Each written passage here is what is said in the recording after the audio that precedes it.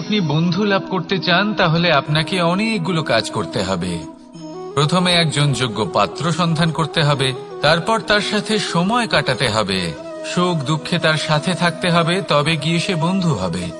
কিন্তু যদি আপনি শত্রু খুঁজতে চান তাহলে কোথাও যাওয়ার দরকার নেই, কারণ আপনার সবথেকে বড় শত্রু আর কোথাও নেই, আপনারই মনের মধ্যে, আপনার চেতনায় রয়েছে।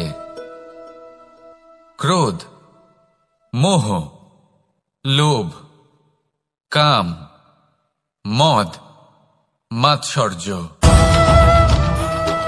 এ এমন 6 সবথেকে বড় শত্রু যা আপনার আগামী 7 জন্ম নষ্ট করে দিতে পারে যদি আপনি এদের না সামলাতে পারেন।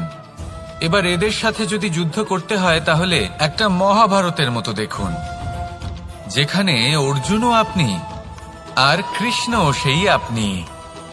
কারণ এই যুদ্ধ আর অন্য কারোর সাথে নয়, বরং নিজের সাথে।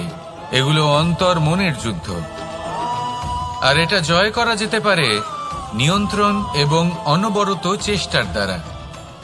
তাই এটাই করুন, এই 6 শত্রুকে পরাজিত করুন এবং আমার সাথে ভালোবেসে বলুন, রাধা রাধা। আলস্য আপনার আরো একটা অত্যন্ত বড় শত্রু, যা আপনার মনের মধ্যে বসবাস করে আর ধীরে ধীরে আপনার কার্য শরীরের একটা অংশ হয়ে ওঠে।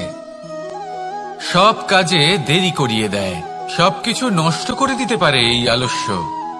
এই কাজ আজকে হলো না, কোনো ব্যাপার নয়, কালকে করে নেব। প্রকৃতি আমাদের এটা শেখায় না। ভেবে দেখুন, যদি সূর্য এটা ভাবে যে কাল উদিত হব না, কিছুদিন পরে উদয় হব, তাহলে কি হবে? সমগ্র পৃথিবীর বিনাশ হয়ে যাবে, ঠিক কিনা? দেখুন, এই আলস্য নিয়ে খুব সুন্দর একটা কথা আছে, আলস্যস্য কুত বিদ্যা। অর্থাৎ যিনি অলস হয়ে বসে থাকেন তিনি বিদ্যা লাভ করেন না, জ্ঞান লাভ করেন না, আর জ্ঞান না থাকলে তিনি ধন অর্জন করতে পারেন না। তার জীবনে সুখ স্বাচ্ছন্দ্যের অভাব থাকে, বন্ধুর অভাব থাকে। যেখানে সুখ স্বাচ্ছন্দ্য নেই, মিত্র নেই, আপনজন নেই, জ্ঞান নেই, সেখানে আনন্দ কিভাবে বাস করতে পারে? সেই জন্য কথায় আছে, যিনি কর্ম করেন তিনি এই সংসারে যে কোনো সুখ স্বাচ্ছন্দ্য ভোগ করতে পারেন। তাই কর্ম করুন, সময়কে সম্মান করুন, আর এই আলস্যের উপর বিজয় লাভ করুন। আর আমার সাথে ভালোবেসে বলুন, রাধা রাধা।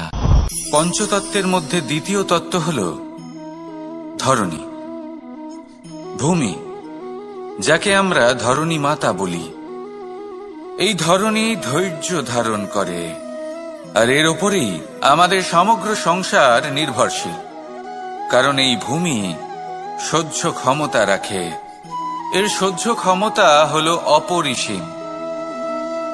সন্তান যতই আঘাত প্রদান করুক না কেন, প্রেম পূর্বক সহ্য করে, আর তার বদলে অমূল্য রত্ন প্রদান করে। সন্তান যদি হাল চালায় তাহলে তার বদলে তাকে অন্ন প্রদান করে। এটাই হলো ধরণী।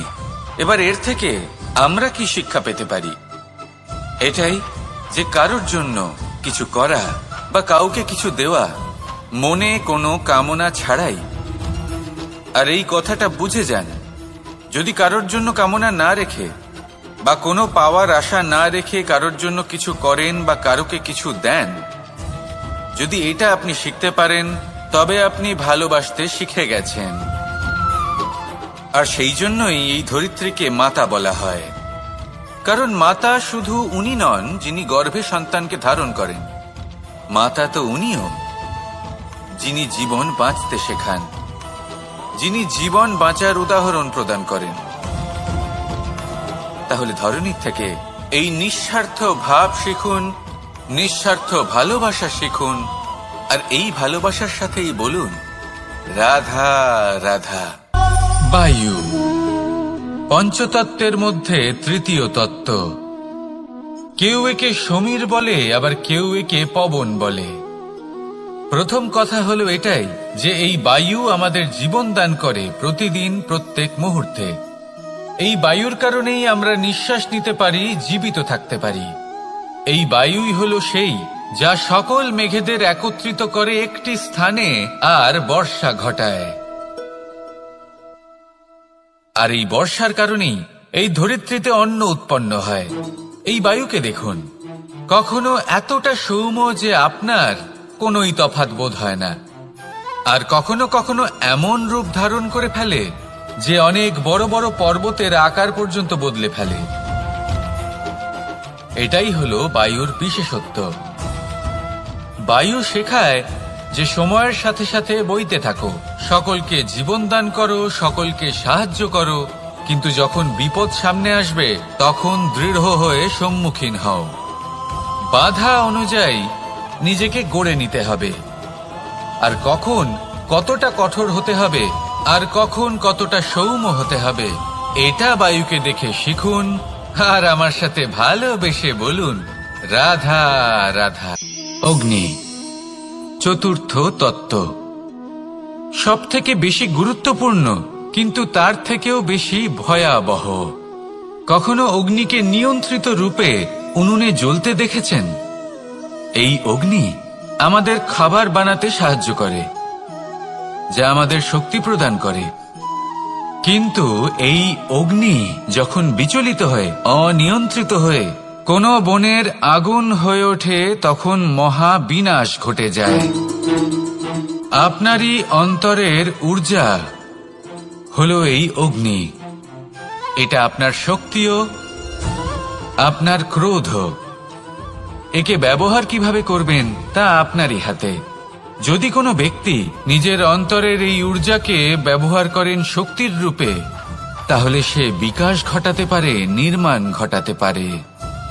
কিন্তু যদি কোনো ব্যক্তি তার অন্তরের ঊর্জাকে বিধ্বংসী অস্ত্র বানিয়ে ফেলেন, তাহলে নিশ্চিত রূপে মহা বিনাশ ঘটতে পারে, যাতে বিনাশ তারও অবশ্যই হবে। অনেক বছর পূর্বে এমনই এক আগুনের দ্বারা এই সুন্দর পৃথিবীর নির্মাণ হয়েছিল, আর অনেক বছর পূর্বে এমন এক আগুনেই সমস্ত জীব এবং সংসার বিলুপ্ত হয়ে গেছিল। এবার আপনি আপনার অন্তরের ঊর্জা দ্বারা বিনাশ ঘটাতে চান নাকি নির্মাণ ঘটাতে চান, সেই সিদ্ধান্ত আপনারই। আসুন আমার সাথে ভালোবেসে বলুন রাধা রাধা। পঞ্চম তত্ত্ব, আকাশ নব ব্যোম। আসলে কোনো ভ্রম নাকি সত্য? ভ্রম তো হতে পারে না, কারণ ভ্রমের মধ্যে কেউ বাঁচতেই পারে না। আর যদি সত্য হয় তাহলে এতটাই বিশাল যে আমাদের চোখের থেকে, আমাদের ইন্দ্রিয়ের থেকে, আমাদের মস্তিষ্কের থেকে, আমাদের চিন্তা ভাবনার থেকেও অনেক ঊর্ধ্বে, যাকে আমরা বুঝতেই পারি না। এটা যতটাই বিশাল আকার, ঠিক ততটাই সরল। এই আকাশ যতই অন্ধকারাচ্ছন্ন, ততটাই আলোর প্রকাশ প্রদান করে থাকে। দেখতে গেলে এ হলো জীবনের সঞ্চালক, কিন্তু যদি ক্রুদ্ধ হয়ে যায় তাহলে প্রাণ কেড়ে নিতেও দ্বিধাবোধ করে না।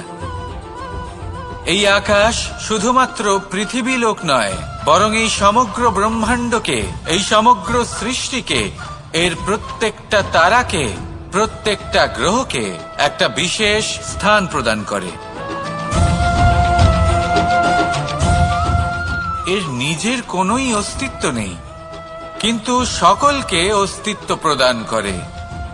এটাই হলো এই আকাশের মাহাত্ম্য।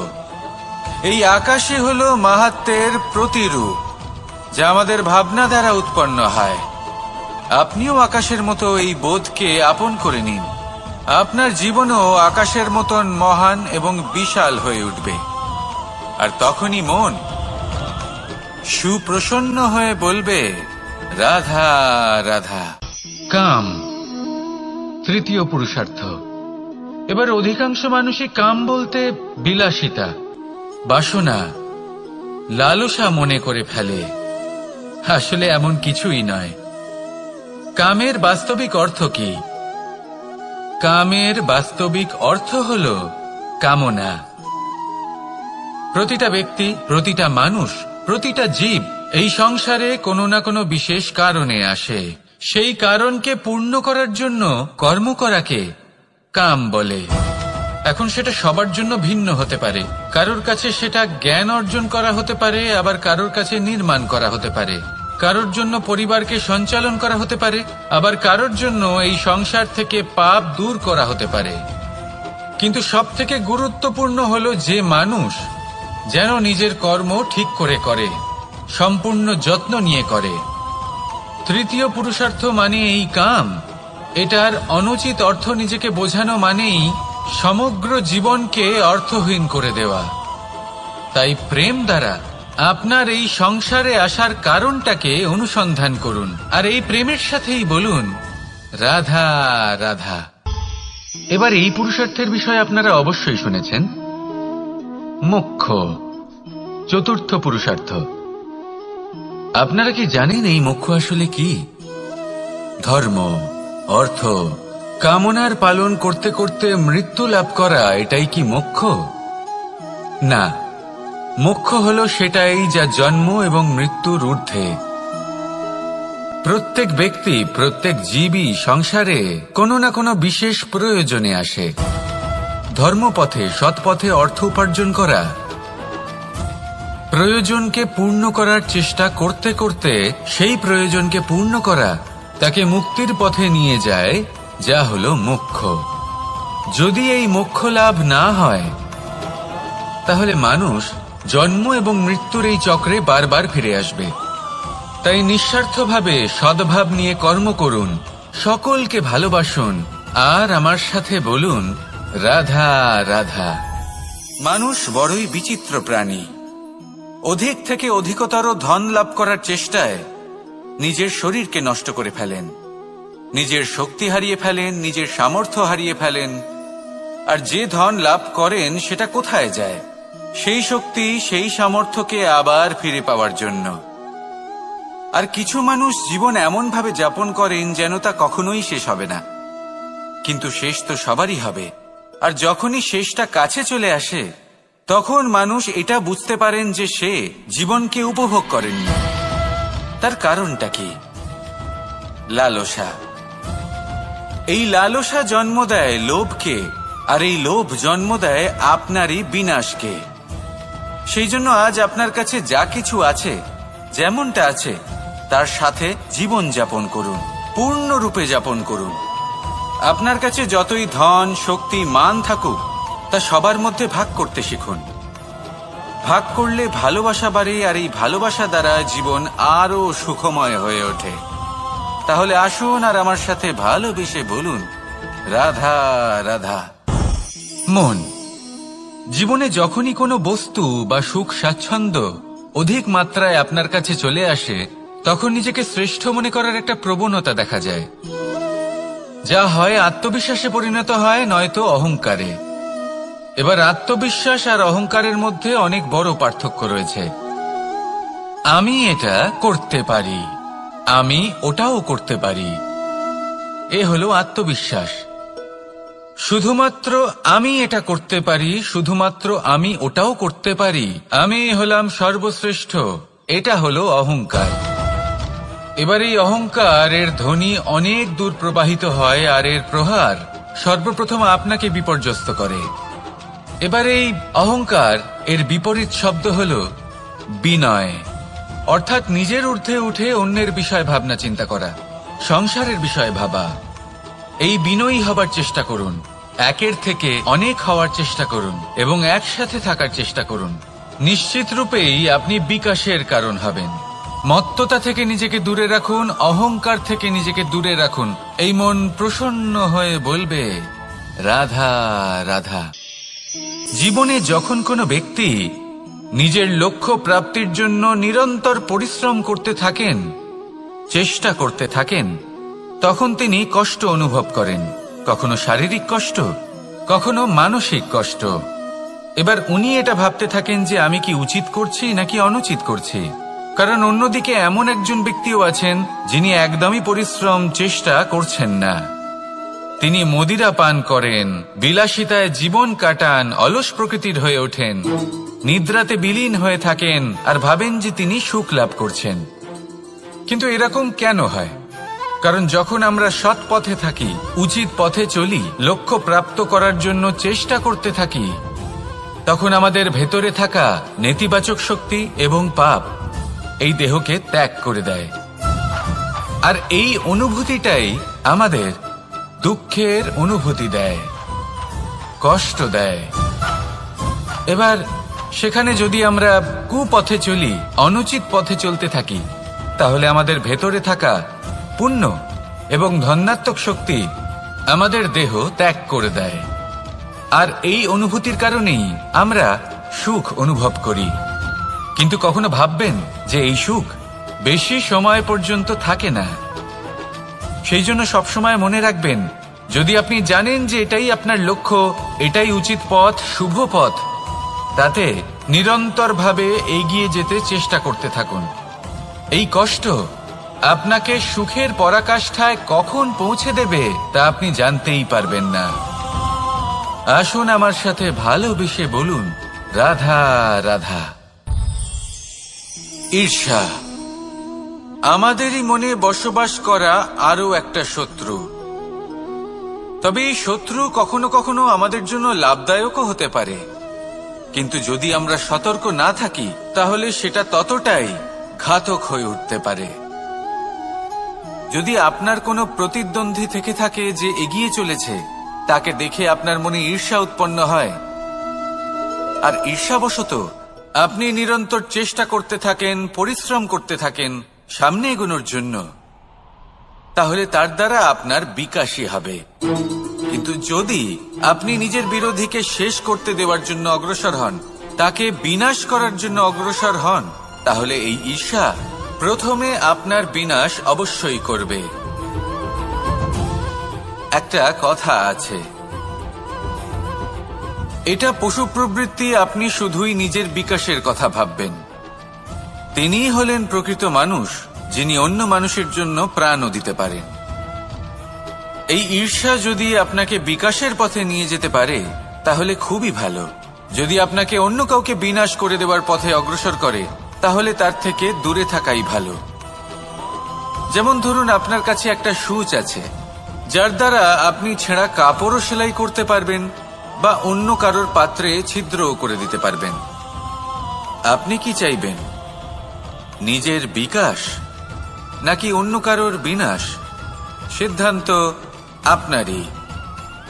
আসুন আর আমার সাথে ভালোবেসে বলুন, রাধা রাধা। বিষ এবং অমৃত, এর ভিত্তিতেই সংসার চক্র চলতে থাকে।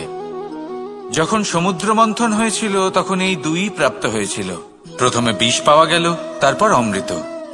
জীবন মন্থন করলেও এগুলো লাভ করা যায়। এবার এই যে বিষ, তা হলো অমৃতের থেকে অনেক বেশি শক্তিশালী এবং সেই জন্যই অনেক বেশি ঘাতকও। এবার বোঝার চেষ্টা করি এই বিষ আসলে কি।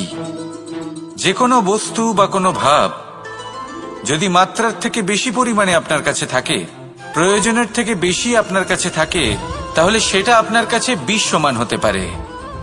তা সে ধন হোক, শক্তি হোক, সম্মান হোক, ইত্যাদি ইত্যাদি। যদি আপনার কাছে এমন কিছু থেকে থাকে যা মাত্রার থেকে বেশি পরিমাণে আপনার কাছে আছে, তাহলে তাকে ভাগ করতে শিখুন।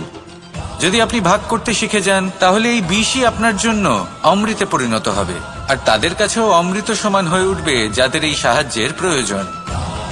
তাহলে ভাগ করে নিতে শিখুন আর আমার সাথে ভালোবেসে বলুন, রাধা রাধা।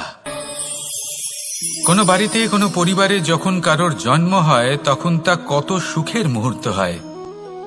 সেই ছোট্ট সন্তান যখন কিছুটা বড় হয়, সে হাঁটার চেষ্টা করে, আর সেই প্রক্রিয়াতেও খুব বড় একটা শিক্ষা লুকিয়ে রয়েছে, ঠেলে দেওয়া। যখন আপনি হাঁটতে চান, সামনে এগোতে চান, তখন আপনি কি করেন? নিজের পায়ের তলার যে মাটি, তাকে আপনি পেছনে ঠেলে দেন। ব্যাস, এই একই জিনিস তো জীবনেও শিখতে হবে। এবার যদি আপনি জ্ঞানের পথে অগ্রসর হতে চান, তাহলে অজ্ঞানতাকে পেছনে সরিয়ে দিতে হবে। যদি আপনি প্রকাশের দিকে এগোতে চান তাহলে অন্ধকারকে পেছনে সরিয়ে দিতে হবে।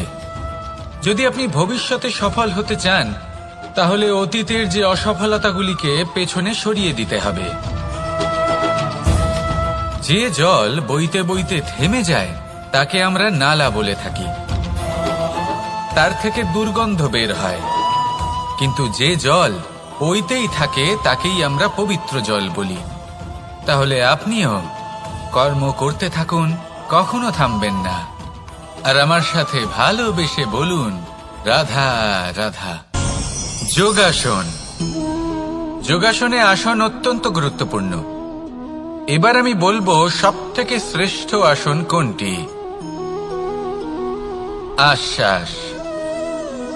নিজেকে আশ্বস্ত করতে থাকুন যে আমি আছি, সব ঠিক হবে, যা হচ্ছে ভালোর জন্য হচ্ছে।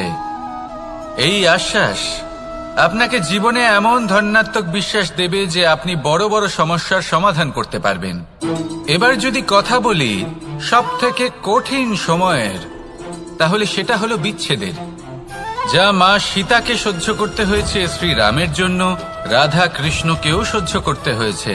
যে ব্যক্তি বিচ্ছেদের সময় সঠিক পথে চলে এসেছে সে জীবনে অনেক শ্রেষ্ঠ স্থানে অবশ্যই পৌঁছতে পারবে। এবার যদি কথা বলি সবথেকে জরুরি এবং গুরুত্বপূর্ণ সময়ের, তাহলে সেটা হলো সংযোগ। সকলকে সাহায্য করতে থাকুন। আপনি অন্যদের সাহায্য করে তাদের যত আনন্দ দিতে পারবেন ততটাই আনন্দ আপনারও জীবনে অবশ্যই আসবে। আসুন আর আমার সাথে ভালোবেসে বলুন, রাধা রাধা। কামবোধ। এটাই আপনার অন্তরের প্রথম শত্রু। বেশিরভাগ মানুষই কামবোধ বলতে লালসা বোঝেন, কিন্তু এটা সম্পূর্ণ সত্য নয়। কামের আসল অর্থ হল কামনা। এটা খুবই সহজ ব্যাপার। মনুষ্য শরীর থাকলে, মানুষের মন থাকলে এই কামনা অবশ্যই থাকবে। এবার এটাই দেখতে হবে যে এই কামনা নেতিবাচক কামনা নাকি ইতিবাচক কামনা। অন্য কারোর জিনিসে নজর দেওয়া, অন্য কোনো মানুষের উপর নজর দেওয়া, কোনো অনুচিত বস্তুর দিকে নজর দেওয়া, এই নেতিবাচক কামনা। আর এই দুষ্কামনা মানুষকে দিয়ে অপকর্ম করাবেই করাবে। তাই মনে রাখবেন, যে ব্যক্তি নিজের কামনাকে নিয়ন্ত্রণে রাখতে পারেন তিনি সঠিক পথেও থাকেন, সঠিক লক্ষ্যে পৌঁছতেও পারেন। যিনি কামনা নিয়ন্ত্রণে রাখতে পারেন না তিনি তার পথও হারিয়ে ফেলেন এবং লক্ষ্যচ্যুতও হন। তাই মনে রাখবেন, নিজের কামনাগুলিকে নিয়ন্ত্রণে রাখুন। কাম নামক এই শত্রুর ওপর বিজয় লাভ করুন। আর আমার সাথে ভালোবেসে বলুন, রাধা রাধা। ক্রোধ। আপনার অন্তরের আরো একটা শত্রু। এই ক্রোধ আসলে কি? আপনার মনের এক ভাবনা, যা আপনার মনেই উৎপন্ন হয়। এই মন আত্মার সাথে যুক্ত থাকে। এখন একটা ভাবনা যা আত্মার সাথে যুক্ত থাকে তাকে অনুচিত কেন বলা হয় সেটা বোঝার চেষ্টা করুন। ক্রোধ কখনো কখনো জরুরি হয়, বিশেষ রূপে তখন যখন আপনি সঠিক পক্ষে দাঁড়িয়ে রয়েছেন এবং সামনের ব্যক্তি অধর্মের পক্ষে রয়েছেন আর বিনম্রভাবে মানছেন না। যেমন শ্রীরাম ক্রুদ্ধ হয়েছিলেন সাগরের ওপর। ওটা উচিত ছিল, আর তা ততক্ষণই উচিত যতক্ষণ আপনি ক্রোধকে নিয়ন্ত্রণ করছেন। যদি ক্রোধ আপনাকে নিয়ন্ত্রণ করতে শুরু করে তাহলে পরিস্থিতি এমনও হতে পারে, ধরুন একজন ব্যক্তির প্রতি ক্রোধের কারণে আপনি তার ক্ষতি করতে চান। আপনি একটা কয়লা হাতে নিলেন আর সেই কয়লা সামনের ব্যক্তির ক্ষতি করার পূর্বে আপনার হাত জ্বালিয়ে দেবে। ব্যাস, ক্রোধ এটাই করে। সর্বপ্রথম আপনার ক্ষতি করে, আপনার বিবেক হরণ করে নেয়। আপনি আপনার নিয়ন্ত্রণ হারিয়ে ফেলেন আর সবকিছু নষ্ট হয়ে যায়। বেশিরভাগ মানুষ ক্রোধে এমন সিদ্ধান্ত নেন যে সেটা তাদেরই বিনাশের কারণ হয়ে দাঁড়ায়। আর কিছু মানুষ বলেন যে আমাদের জীবনে এত যন্ত্রণা আছে, এত সংকট আছে যে ক্রোধ উৎপন্ন হবেই। আর এরকম সময় এটাই উচিত হবে যে আপনি নিজেকে ক্রোধের থেকে দূরে রাখুন আর তারপর সমস্যার নিবারণ করুন। আর এই নিবারণই আপনার জীবনকে একটা শ্রেষ্ঠ স্তরে পৌঁছে দেবে। তাহলে ক্রোধ থেকে দূরে থাকুন, সুপ্রসন্ন থাকুন, আর আমার সাথে ভালোবেসে বলুন, রাধা রাধা। লোভ আপনার অন্তরের আরো একটা শত্রু। দেখতে গেলে এটা একটা শব্দ, একটা সংস্কৃত শব্দ, লব ধাতু থেকে উৎপন্ন হয়েছে। এর অর্থ কিছু লাভ করা। কিছু লাভ করা অনুচিত নয়, আরো কিছু লাভ করাও অনুচিত নয়, কিন্তু সব থেকে বেশি আমিই লাভ করব, আমি আরো চাই, আরো বেশি চাই, আরো বেশি পেতে চাই, এটাই হলো লোভ। আর এই লোভ যখন গ্রাস করে তখন আপনি যা পেতে চান, সে ধনই হোক বা মানই হোক, তা অর্জন করার জন্য মানুষ যে কোনো স্তরে পৌঁছে যেতে পারে। যদি মানুষ ধন অর্জন করতে চান তাহলে তার জন্য তারা অধর্মের পথেও চলতে পারেন। যদি সম্মান অর্জন করতে চান তাহলে অন্য মানুষকে ছোটও করতে পারেন। শেষ পর্যন্ত আপনার এটা মনে হতে পারে যে যদি একটু অল্পই প্রাপ্ত করতাম, কিন্তু ভালোবেসে প্রাপ্ত করতাম, এই জীবন আরো অনেক বেশি সুখী হতো। লোভ আপনার জীবনে, আপনার মনে কখন যে প্রবেশ করবে সেটা আপনি জানতেও পারবেন না। তাই এটা চিনতে শিখুন আর তৎক্ষণাৎ জীবন থেকে বাইরে ফেলে দিন। যা কিছু লাভ করতে চান তা ভালোবেসে লাভ করুন, আর সেই ভালোবাসার সাথেই বলুন, রাধা রাধা। মোহ আপনার অন্তরের আরো একটা শত্রু। এবার মানুষ প্রেম আর মোহের মধ্যে পার্থক্য বুঝতে পারে না। কিছু মানুষ ভাবে যে মোহর মধ্যে খারাপ কি আছে। যদি কোনো মানুষের তার বাবা মার প্রতি, তার সন্তানের প্রতি মোহ থাকে, তবে খারাপ কি আছে? খারাপ আছে, আর সেটা তাদের জন্য খারাপ হতে পারে যাদের প্রতি আপনার এই মোহ আছে। এবার মোহ আর প্রেমের মধ্যে পার্থক্য আপনাকে বোঝাচ্ছি। মোহ শুধুমাত্র পেতে চায়, সেখানে প্রেম শুধুমাত্র দিতে শেখায়। এই দুই পরিস্থিতিতেই আপনার হাত প্রসারিত থাকে। মোহের ক্ষেত্রে কোনো বস্তু বা কোনো ব্যক্তিকে লাভ করার জন্য, আর প্রেমে শুধুই প্রদান করার জন্য। মোহর বশে আপনার পায়ে বাঁধন পড়ে যেতে পারে। যদি মাতা পিতার তার সন্তানের প্রতি মোহ থাকে, তাহলে তারা তাদের সন্তানকে কখনো দুঃখে, চিন্তায়, যন্ত্রণায় দেখতেই পারবে না। সেই জন্য তারা সন্তানকে বেঁধে রাখতে চান একটা সুরক্ষিত ক্ষেত্রে, যেখান থেকে না তারা সংসারকে দেখতে পায়, না পরখ করতে পারে, না কিছু শিখতে পারে, না বিকট পরিস্থিতির সম্মুখীন হতে পারে। ঠিক যে কারণে তারা দুর্বল হয়ে পড়ে, অজ্ঞানী হয়ে ওঠে। তাদের বিকাশ সেখানেই স্তব্ধ হয়ে যায়, আর সেখানে প্রেম শুধুমাত্র বিকাশের পথে নিয়ে যায়। মা বাবা যদি সন্তানকে ভালোবাসেন তাহলে তাকে ছেড়ে দেন, যে যাও সংসারকে দেখো, পরখ করো আর শেখো।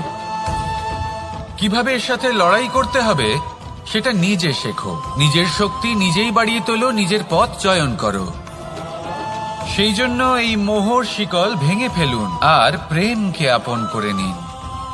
আর এই প্রেম দ্বারাই বলুন, রাধা রাধা।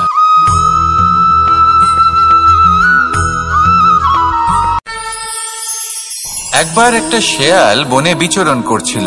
ও একটা ছোট্ট শাবক দেখতে পেল। ও ভাবলো, আজ একেই আমি খাবার হিসেবে গ্রহণ করব। আশেপাশে দেখলো কেউ দেখছে না তো, কেউ ছিল না, আর সেই শাবকের ওপর আক্রমণ করল, যা হলো একটা ঘোর অপরাধ। বনের নিয়ম অনুসারে আপনি কখনোই শাবকের ওপর আক্রমণ করতে পারেন না। তারপর এই খবরটা যখন রাজা সিংহ জানতে পারলেন, সভার আয়োজন করলেন। কিন্তু সেখানে শেয়াল বলল, আমি তো এরকম কিছু করিনি। কিন্তু যদি আপনি এরকম বলেন, কোনো প্রমাণ দিন, এর কোনো সাক্ষী আছে? তখন রাজা সিংহ পেঁচাকে ডেকে পাঠালেন, যে সেই মুহূর্তে বৃক্ষের শাখার ওপর বসেছিল। সে সব কিছু দেখেছিল। পেঁচা সব সত্যি কথা বলল, আর শেয়ালকে মৃত্যুদণ্ড দেয়া হলো। এবার এই কাহিনী আমি আপনাকে কেন শোনালাম? কারণ মানুষও কখনো কখনো এরকম কর্ম করেন যা শিয়াল করেছে। এটা ভাবেন কেউ দেখছে না, যখন আমি অনুচিত কর্ম করতেই পারি। কিন্তু না, আপনি যাই করুন না কেন, কেউ না কেউ অবশ্যই তা দেখছে। কোনো ব্যক্তি না হলেও কোনো প্রাণী, না হলে কোনো যক্ষ বা দেব বা প্রেত। যদি এনারা কেউ না দেখেন, তাহলে ধরিত্রী মাতা দেখেন, যেখানে দাঁড়িয়ে আপনি সেই কর্ম করছেন, তাই না? তাই একটা কথা সবসময় মনে রাখবেন, কে দেখছেন কে দেখছেন না সেই বিষয়ে ভাবা ছেড়ে দিন। এটা খুব সহজ কথা। আপনি যদি উচিত কর্ম করেন উচিত ফল পাবেন, যদি অনুচিত কর্ম করেন তাহলে আপনি অনুচিত ফল অবশ্যই পাবেন। সেই জন্য উচিত পথে চলতে থাকুন, উচিত কর্ম করতে থাকুন, আর আমার সাথে ভালোবেসে বলুন রাধা রাধা। বেশিরভাগ মানুষই এই কথা জানেন যে আমাদের শরীর 5টি তত্ত্ব দ্বারা নির্মিত, যাকে আমরা পঞ্চতত্ত্ব বলি: জল, অগ্নি, বায়ু, ধরিত্রী এবং আকাশ। এবার এই কথা আমরা সকলে জানি, কিন্তু এগুলোর সাথে কিছু গুণ জড়িয়ে রয়েছে যেগুলো আমরা দেখতে পাই না। যদি এই গুণগুলি আমরা আত্মসাৎ করতে শিখে যাই তাহলে সাক্ষাৎ পরমেশ্বরের দর্শন আমরা পেতে পারি। যদি কথা বলি প্রথম তত্ত্বের, জলের কথা, জল যা প্রত্যেক জ্বলনকে শীতলতা প্রদান করে। এই জলকে দেখুন, যা শুধু প্রবাহিত হতে জানে, থামতে জানে না। জল পাথরের সাথে সংঘর্ষ করতে জানে, যার পথে অনেক বাধা আসে, কিন্তু সে প্রবাহিত হতে থাকে। নিরাকার হলো এই জল, যে কোনো পাত্রেই রাখুন না কেন তার আকার ধারণ করে নেবে। এটাই হলো এর বিশেষত্ব এবং এটাই হলো আমাদের শিক্ষা। কিভাবে প্রবাহমান থাকতে হবে, কিভাবে আমাদের থামলে চলবে না, তাতে আমাদের পথের মধ্যে যতই যেরকমই সমস্যা আসুক না কেন, আমাদের এই জলের মতোই নিরাকার হয়ে যে কোনো পরিস্থিতিতেই প্রবাহমান থাকতে হবে। এই শিক্ষাই জলের থেকে লাভ করুন, আর আমার সাথে ভালোবেসে বলুন রাধা রাধা।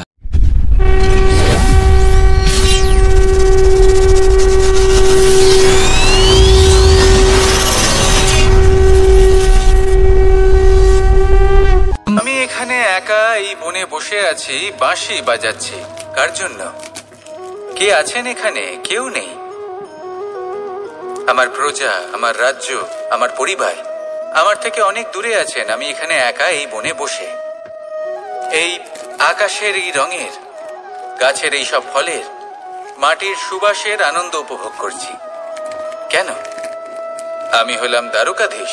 এমন কি রাজকীয় বা ভৌতিক সুখ রয়েছে যে আমি ওখানে পেতে পারি না? সবকিছুই পেতে পারি, তাও এখানে বনে একা বসে আছি। কোন সুখ খুঁজে চলেছি?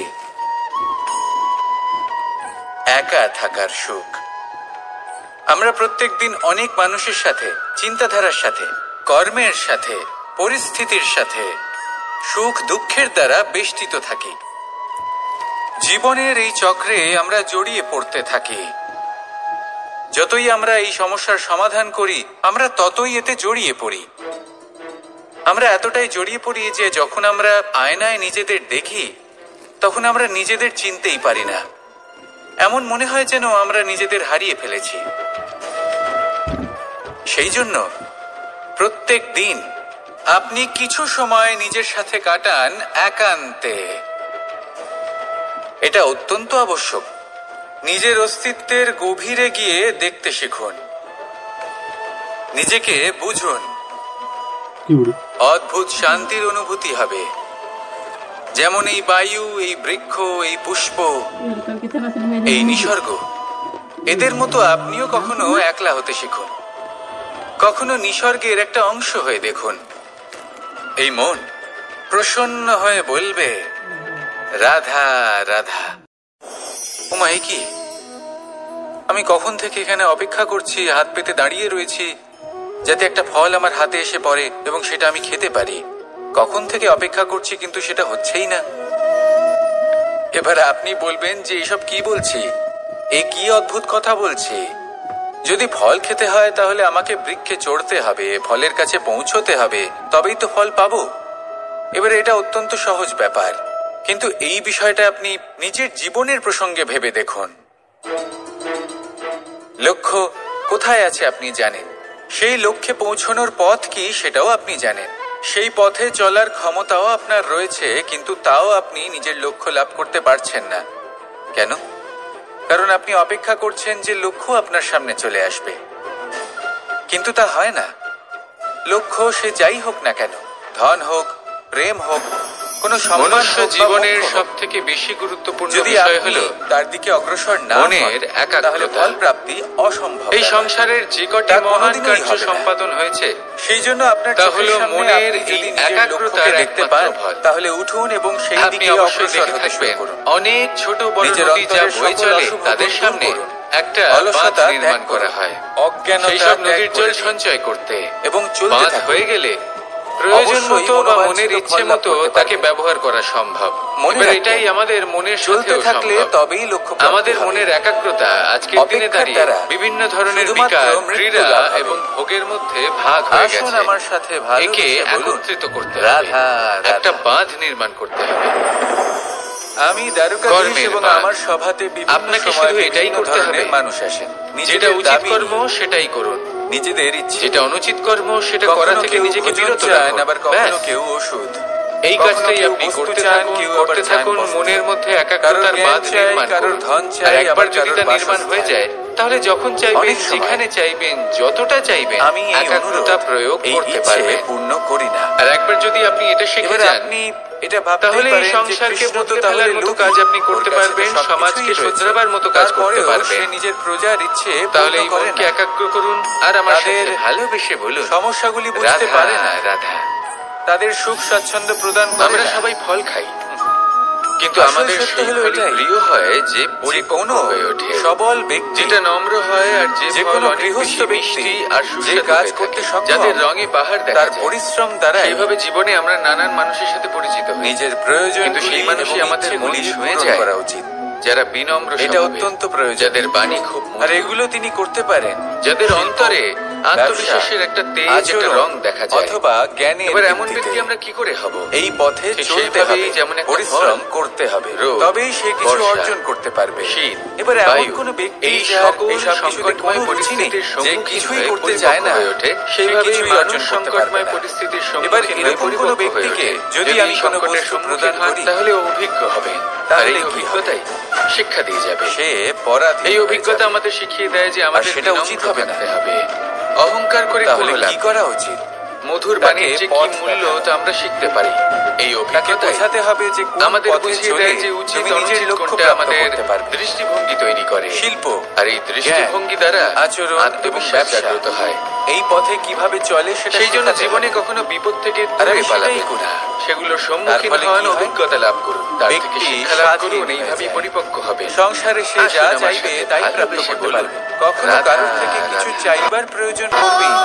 ধন সঞ্চয় করা এই সম্ভব, কথাটা সবসময় মনে রাখবেন। আর সেই জন্য যখনই ধন দান করবেন তা ভাবনা সবথেকে চিন্তা করে বেশি মূল্যবান এমন ভাবে দান সম্পত্তি করবেন যাতে নয়। সামনের ব্যক্তি এবার আপনি বলবেন স্বাধীন আমি হতে কি পারে। বলছি?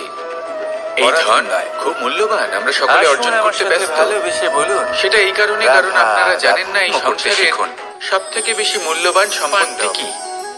এ হলো সেই পাণ্ডবরা সম্পত্তি বন যা থেকে কখনো এসেছে। সঞ্চয় করা সম্ভব নয়। ওনাদের কাছে না কোনো ধন আপনার ছিল, কাছে যতই না ধন কোনো থাকুক, সম্পদ, তা দিয়ে আপনি না বিদ্যা। স্বাস্থ্য লাভ করতে পারেন, বাড়ি কিনতে পারেন, নিজের আদি পরিশ্রমের ইত্যাদি। দ্বারা ওনারা কিন্তু বিদ্যা অর্জন করেছেন। আপনি যতই আর তার ধনী হন দ্বারাই না কেন, সম্পদ ফেলে অর্জন আসা করলেন, দিনের আর একটা ধনও মুহূর্ত অর্জন আপনি করলেন। লাভ করতে পারবেন না। এই পাণ্ডব ছিলেন এই অত্যন্ত একটা কুশল মুহূর্ত, এবং এই সময়। শক্তিশালী। এটাই যুধিষ্ঠির নিজের হলো পরিশ্রম সংসারের দ্বারা সব থেকে এমন জ্ঞান মূল্যবান অর্জন করেছিলেন সম্পত্তি। যে এই সংসার ওনাকে একবার চলে গেলে ধর্মরাজ তা যুধিষ্ঠির কখনোই অতীত ফিরে করেছিল। আসে না।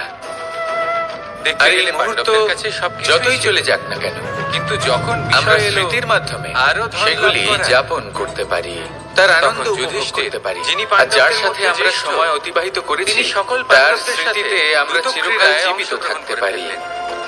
সেই জন্য এর ফলে না সময় শুধু সব থেকে ধনলক্ষ্মী, মূল্যবান সম্পত্তি, তাকে ধর্মলক্ষ্মী, এইভাবে নষ্ট করবেন না। বিবেক লক্ষ্মী কেউ প্রত্যেকটা হারালেন, মুহূর্ত আর উপভোগ শুধু তাই করুন, নয়, নিজের আনন্দ গৃহলক্ষ্মী করুন, দ্রৌপদীকেও হারিয়ে আর ফেললেন। ভালোবেসে বলুন, এর কারণ রাধা, রাধা। ভুলে গেলেন খুব সহজ একটা কথা, এই সংসারে সম্মান এবং সাফল্য দুটোই পরিশ্রমের দ্বারা লাভ করতে হয়। কিন্তু দ্রুত ক্রীড়ার এই খেলা আমাদের ভাগ্যের উপর নির্ভরশীল। এই সংসারে দুটি পথ রয়েছে, একটা পথ যেখানে কর্ম এবং পরিশ্রমের দ্বারা আপনি নিজের পথ নিজেই রচনা করতে পারবেন, আর দ্বিতীয় পথ হলো যেখানে এই ভাগ্য এক মুহূর্তে আপনাকে শিখরেও পৌঁছে দিতে পারে, আবার ধূলিসাৎ করে দিতে পারে। আপনি কোন পথ বাছবেন সেই চয়ন আপনারই। আসুন আর আমার সাথে ভালোবেসে বলুন, রাধা, রাধা। কোনো এক সময়ের ঘটনা এটা। মা এবং বাবা হাটে গিয়েছিলেন। তখন আমি আর দাদা গিয়েছিলাম গরু চড়াতে। আমরা বাড়ি ফিরে এলাম, আর মা সেই সময় একটা কাজ করতেন। যখনই হাটে যেতেন দরজা তালা বন্ধ করে যেতেন। উনি খুব ভালো করে জানতেন যে যদি ওনার এই মাখন চোর সঠিক সময়ে পৌঁছে যায় তাহলে এক ফোঁটাও মাখন আর অবশিষ্ট থাকবে না। এবার ঘটনা কিছুটা এরকম হলো যে মা আর বাবা মাঝে মাঝে হাটে যেতেন, তাই মাঝে মাঝেই দরজা তালা বন্ধ করতে হতো।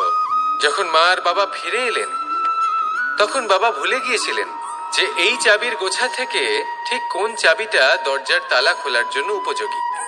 উনি চেষ্টা করতে শুরু করে দিলেন।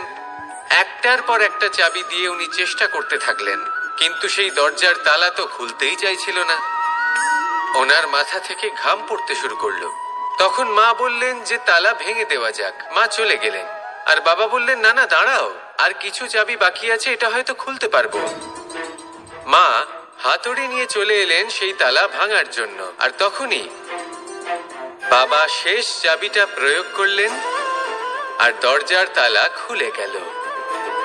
যদি উনি চেষ্টা না করতেন তাহলে এই তালাটাও ভেঙে যেত আর চাবিটাও নষ্ট হয়ে যেত, ঠিক কিনা?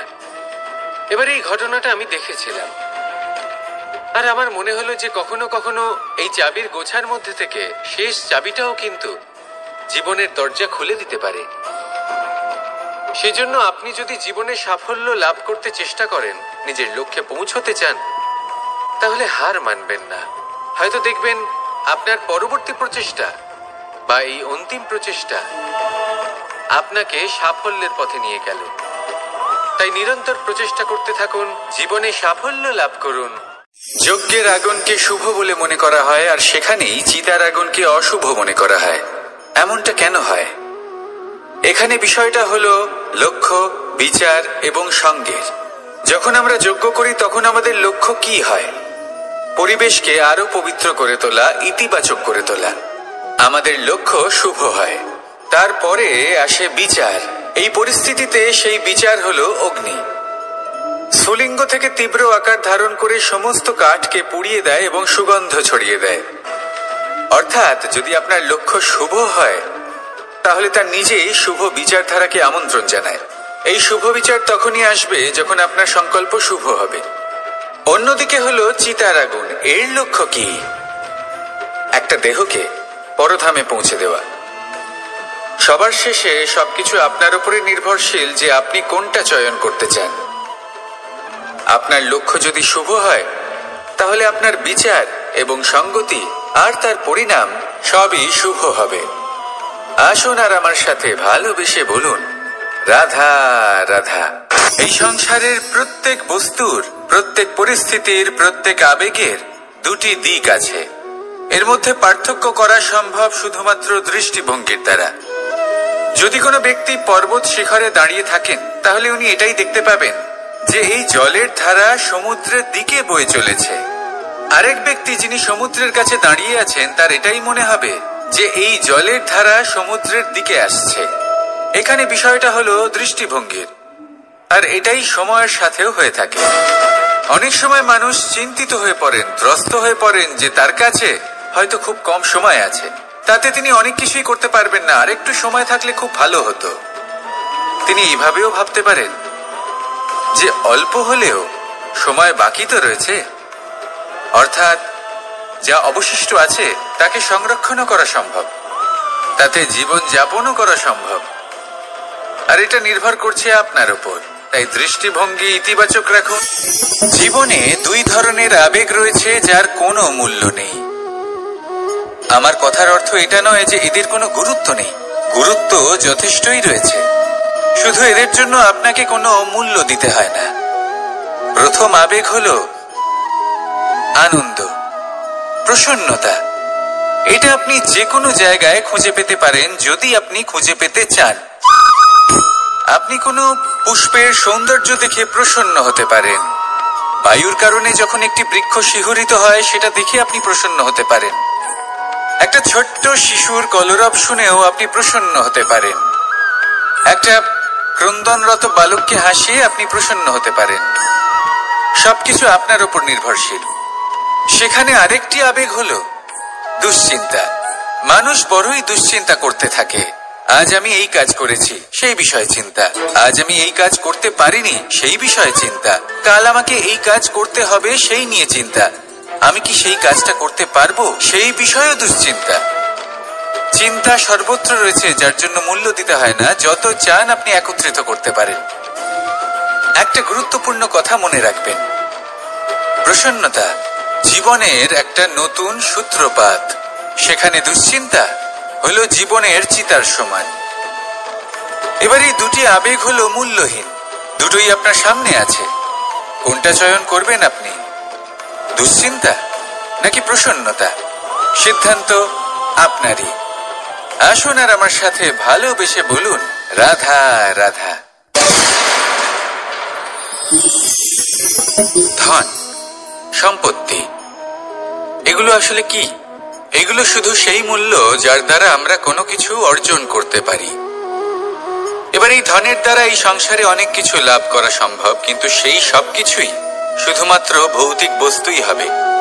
ভৌতিক সামগ্রী, ভৌতিক সুবিধা। অর্থাৎ আপনার কাছে যতই ধন থাকুক, তা আপনাকে শান্তির ঘুম এনে দিতে পারবে না। আপনাকে জীবনের বাস্তব সুখের অনুভূতি লাভ করাতে পারবে না, কারণ এগুলো ভৌতিক ধন। এই ভৌতিক বস্তুই অর্জন করাতে সক্ষম। বাস্তবিক ধন কি? যদি এই প্রশ্ন আপনার মনে আসে, তাহলে তার উত্তর আমি আপনাকে দেব একটা উদাহরণের মাধ্যমে। কখনো আপনি শুনে থাকবেন যে একজন পিতা আজীবন অনিষ্ট করেন, অনর্থ করেন, খারাপ কাজ করেন শুধু ধন অর্জনের জন্য। তিনি ভাবেন যে আমি ধন অর্জন করব আর নিজের সন্তানকে একটা উজ্জ্বল ভবিষ্যৎ প্রদান করব, একটা সুখ স্বাচ্ছন্দ্যময় জীবন দান করব। এবার সন্তান যখন জন্ম লাভ করে, তখন সে ভাগ্যের জোরে সেই ধন ভোগ করে। যেরকম সে পায়, সেরকমই তার ব্যবহার সে করে। কখনো আপনি এটাও দেখে থাকবেন যে সেই সন্তান সমস্ত ধন নষ্ট করে ফেলে, আর সেই পিতা যিনি সমস্ত ধন সঞ্চয় করেছেন, যিনি সেই ধনের প্রভু, আজ সেই ধনের প্রহরী হয়ে রয়েছেন। এবার এরকম কেন হয়? এরকম তখনই হয় যখন সেই পিতা বুঝতেই পারেন না যে তার জীবনের আসল ধন কি। সেই আসল ধন তার সন্তানকে সে দিতেই পারে না।